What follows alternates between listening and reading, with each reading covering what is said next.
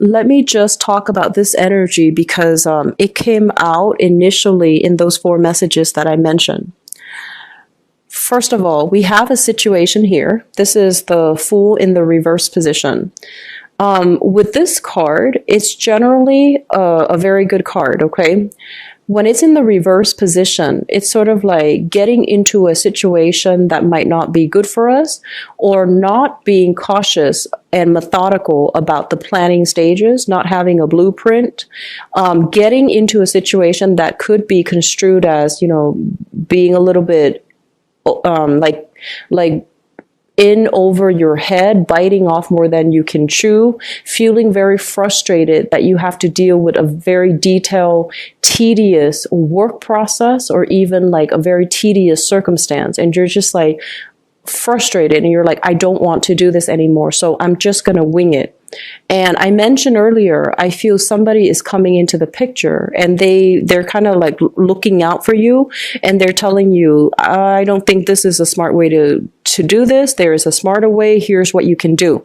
So I feel like you have somebody like this who is giving you messages, who's giving you these warnings, and who's giving you some wisdom and some insights as to what not to do so that you don't end up in a predicament that you're not ready for. So I feel the energy of somebody telling you, just push a little bit harder, just persevere a little bit more.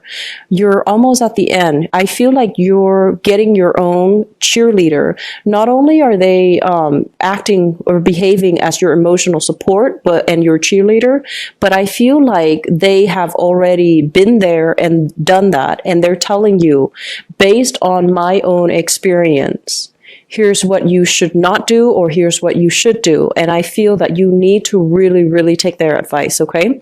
Some of you might be dealing here with an air sign. So this is an Aquarius, a Gemini, or a Libra. This is somebody that I feel you've had a tumultuous relationship with, okay? So some of you, this can be a family member, and others, this can be a friend. And I feel that you need to take what they say to heart, mainly because they know you're really independent. And Aries, you are one of the most independent signs of the zodiac, you and Aquarius, but you are classically, you know, you're going to do what you're going to do.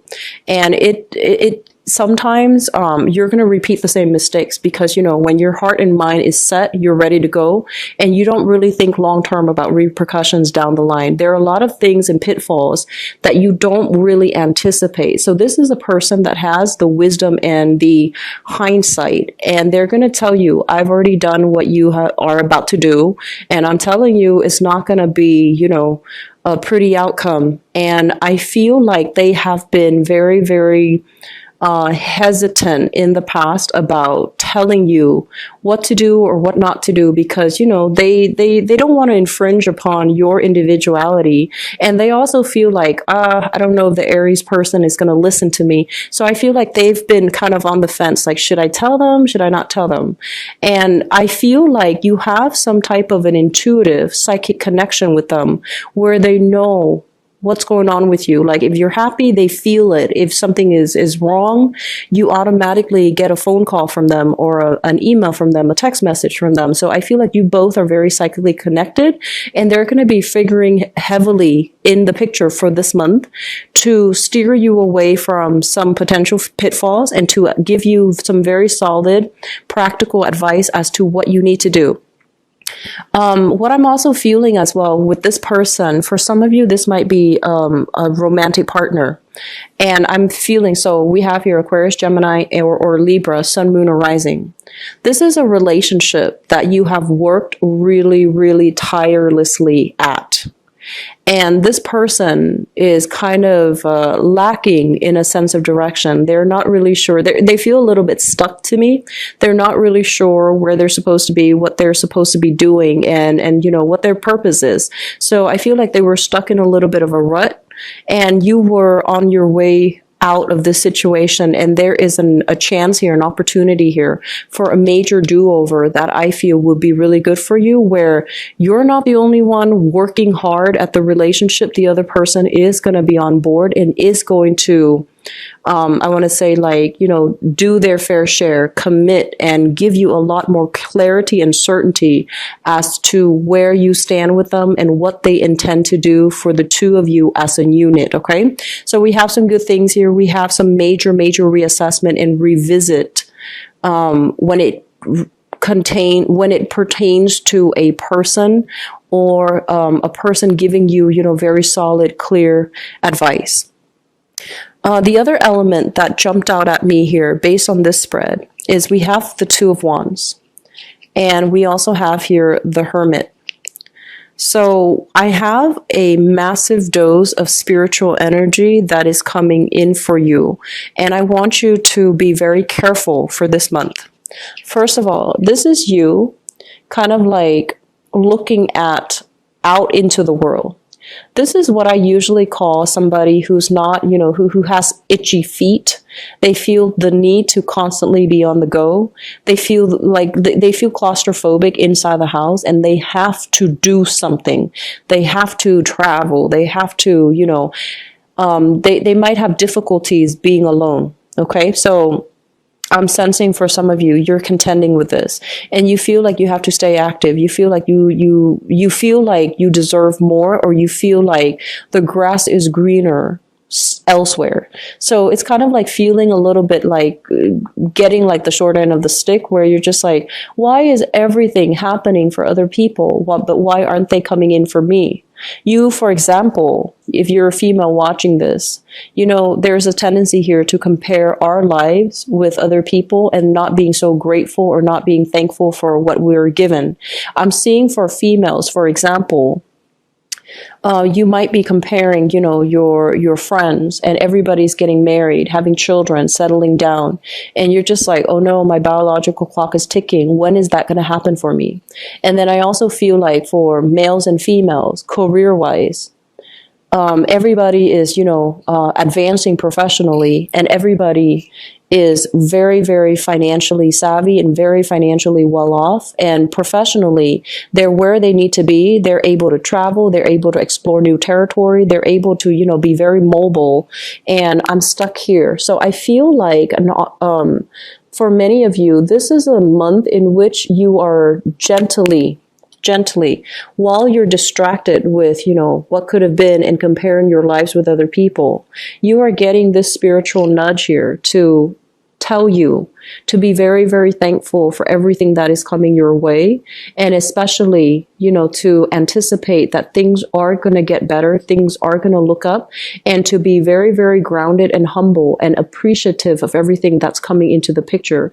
They're going to come in surely, but slowly, okay? Slowly, but surely. And they're going to be, they're going to meet your expectations. It's just, there's a time and a place for everything. And once you're in a situation where you are thankful and grounded and, just able to live in the moment, that's when the universe will start to reward you with the things that you really need rather than the things that you want. Okay. So these desires of ours, they might just be temporary. They might just be desires that are coming in because we tend to compare our lives with other people. I'm sensing as well, for many of you, there is this major push here for you to expand outwards a little bit. So we have here opportunities for travel, opportunities for dealing with people from a different walk of life, opportunities for you to grab new endeavors, new income generating projects, to travel, to mingle with people that you normally wouldn't have, and especially to just, bust out of your geographical location a bit, just to see what else is out there, what else is happening in the world. Okay. So I feel like this sense of like, feeling connected to other people, that is something that you're really longing for. And I also feel an element here about this very deep rooted yearning to travel overseas, to see new locations, to, take a breather from work and really rejuvenate your energy by traveling either with a significant person or significant other or just a significant friend. I feel like travel opportunities are coming in for you, and you're trying to get other people on board. You're trying to, make travel arrangements with a group or with one other person. And the universe is telling you, don't put your plan on hold. If they, for whatever reason, can't make the trip, and you find yourself kind of stuck with the ticket, and you might be like, oh, I'm traveling alone then. Take the trip. Just do it for yourself, and especially, give yourself that opportunity to be on your own and to experience things on your own. I don't feel there's anything wrong here when we have to travel, alone, because it's through, these major experiences that we can really have time to introspect and reflect. And I feel like it's going to provide a lot of insight and self-awareness for you. I feel like you are heavily talking about traveling with another person. What I have here is a water sign, a Pisces, Cancer, or a Scorpio. And this can be their sun, moon, or rising. And I feel like you guys are making some major, major big plans to travel. You guys are also making some major, major concessions, like even starting projects with each other, and even, trying to figure out the next step. For some of you, this could be a relationship partner that you are in a long distance relationship with. And for some reason, I feel like you are either they're constantly traveling to see you, you're constantly traveling to see them, and you both, it could be like a relationship partner or just somebody that you are romantically involved with here, because this is what I normally associate with a long distance relationship.